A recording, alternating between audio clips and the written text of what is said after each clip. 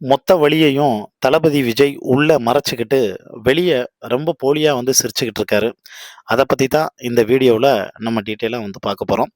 அதுக்கு முன்னால நம்ம சேனல சப்ஸ்கிரைப் பண்ணாம இருந்தீங்கன்னா, மறக்காம சப்ஸ்கிரைப் பண்ணிக்கங்க. அப்பதான் நம்ம சேனல்ல போடக்கூடிய டெய்லி அப்டேட்ஸ் எல்லாத்தையும் நீங்க உடனுக்குடனே தெரிஞ்சுக்க முடியும். கத்தி படத்துல அந்த கிளைமாக்ஸ்ல வந்து ஒரு சாங் வரும் பார்த்தீங்களா? "யார் பெற்ற மகனோ நீ யார் பெற்ற மகனோ இந்த ஊர் கும்பிடும் குலசாமி நீ." அந்த பாட்டு உண்மையிலே இந்த மனுஷனுக்கு தான் வந்து பொருந்தும். வேற யாருக்குமே வந்து பார்த்தோன்னா பொருந்தாது அப்டின்னே வந்து சொல்லலாம். அதே மாரி இந்த முதல் மரியாதை படத்துல உள்ள அழுகுறேன், வெளிய சிரிக்கிறேன், நல்ல வேஷம்னா வெளுத்து வாங்குறேன்னு சிவாஜி கணேசனுக்கு ஒரு பாட்டு இருக்குங்க.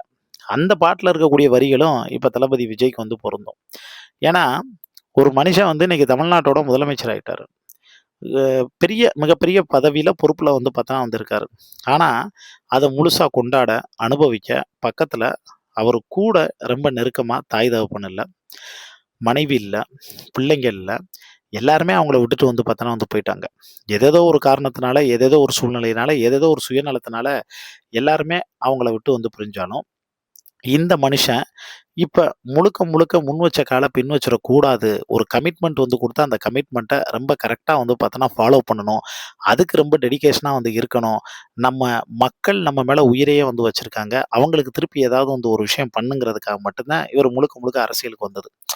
நெறைய பேர் வந்து பார்த்தோன்னா சொல்லக்கூடிய விமர்சனம், குற்றச்சாட்டு என்னன்னா, ரூ. 200,00,00,000 ரூ. 250,00,00,000 அவர் சம்பளம் வாங்கலாம் சினிமாவுல. ஆனா இப்ப 2,00,000,00,000 கிட்ட வந்து பார்த்தோன்னா கூட அசால்ட்டா வந்து அடிக்கலாம். ஏன்னா, அவர் தமிழ்நாட்டோட முதலமைச்சருங்க. எவ்வளோ ஃபண்ட் வந்து வரும்? அப்படிங்கிற மாரி வந்து வியாக்கியானம் எல்லாமே வந்து பேசலாம். ஆனா, அவர் இப்ப ஜெயிச்சுட்டாரு. அதனால ரூட்ட வந்து இப்படி வந்து பேசுறாங்க. ஒருவேளை இந்த மனுஷன் வந்து தோத்து போயிருந்தா, இன்னும் ஏளனமாவும், அசிங்கமாவும் என்னென்னமோ வந்து பார்த்தோன்னா வந்து பேசியிருப்பாங்க. இவர்ட்ட இருக்கக்கூடிய ஒரே ஒரு குற்றச்சாட்டு இப்ப அப்படின்னு வந்து பார்த்தா, யார சொல்றாங்கன்னா, த்ரிஷாவ மட்டும் தான்.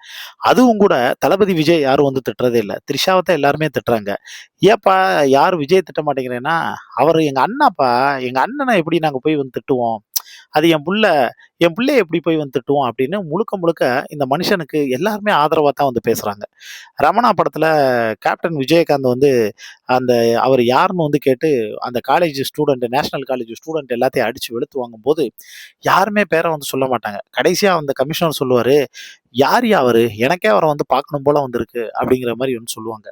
சில இடங்கள்ல மரியாதைங்கிறது வந்து கேட்டு வரக்கூடாது. அது தானா வந்து வரணும். இப்ப கிளாஸ் ரூம்குள்ள வாத்தியார் உள்ள நுழைஞ்சோனே எழுந்து குட் மார்னிங் சார்ன்னு சொல்றோமே, அது நம்ம வாத்தியார் குடுக்குற மரியாதை கிடையாது.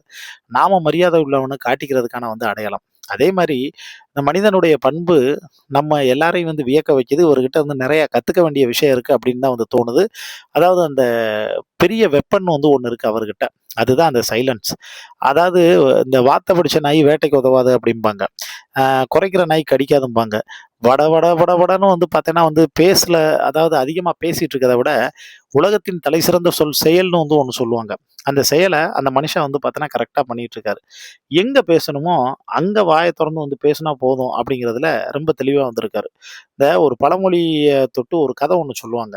அதாவது என்னன்னா, ஆத்தங்கரையில ஒரு தூண்டில் போட்டு மீன் புடிச்சுக்கிட்டு இருந்திருக்கான். அப்ப அந்த தூண்டில்ல வந்து என்ன பண்ணியிருக்குன்னா, மீன் வந்து மாட்டிக்கிருச்சு. அப்ப அந்த மீனுட்ட போய் ஒருத்தன் கேட்டிருக்கான், "என் மீனே உன் உடம்பெல்லாம் நீ முள்ளு வச்சிருக்கக்கூடிய நீ, எப்படி இந்த முள்ள வந்து மாட்டிக்கிட்ட?" அப்படின்னு வந்து கேட்க, அந்த மீன் சைலன்ட்டா இருந்து கொஞ்ச நேரம் கழிச்சு ஆன்ஸர் பண்ணுச்சாம்.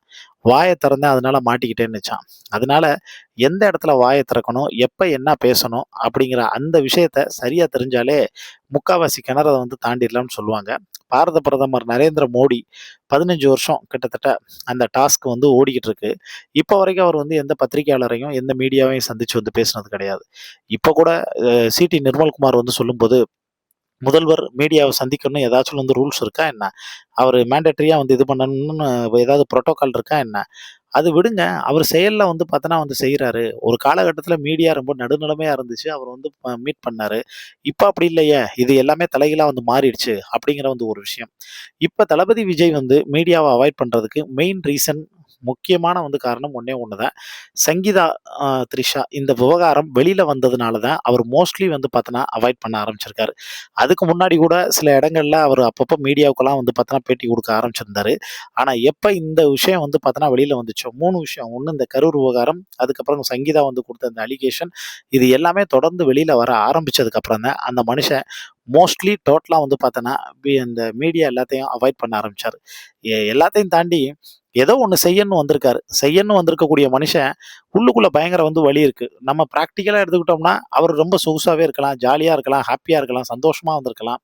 இதுக்குள்ள வராமலே வந்து இருந்திருக்கலாம். ராஜ வாழ்க்கை வந்து வாழலாம். ஆனா, எல்லாத்தையும் வந்து கடந்து தன்னை வந்து வருத்திக்கிட்டு வந்து பண்றதுக்கு அவர் காரணம், ஏதோ ஒரு இனம் புரியாத வந்து உணர்வு. அந்த உணர்வுல அந்த மனுஷன் எல்லா வலியையும் உள்ளுக்குள்ள தனக்குள்ள வந்து பார்த்தோன்னா மறைச்சு வச்சுக்கிட்டு, வெளியில நம்ம யாருமே வந்து ஹர்ட் ஆயிறக்கூடாது, கஷ்டப்படுத்திறக்கூடாதுங்கிறதுக்காக, அவர் ரசிகர்களுக்காக, தொண்டர்களுக்காக, இந்த 8,00,00,000 தமிழ்நாட்டு மக்களுக்காக அந்த மனுஷன் வந்து பார்த்தேன்னா, உதட்டுல ஒரு சின்ன சிரிப்போட எப்பயுமே வந்து பார்த்தோன்னா வந்து கடந்து போகுறாரு. அந்த விஷயத்துக்கு உண்மையிலேயே தளபதிக்கு வந்து பார்த்தோன்னா வந்து ஹேட்ஸ் ஆஃப்ங்க. இத பத்தி உங்களுக்கு தோணக்கூடிய கருத்துக்கள மறக்காம கீழ இருக்கக்கூடிய கமெண்ட் பாக்ஸ்ல மென்ஷன் பண்ணுங்க.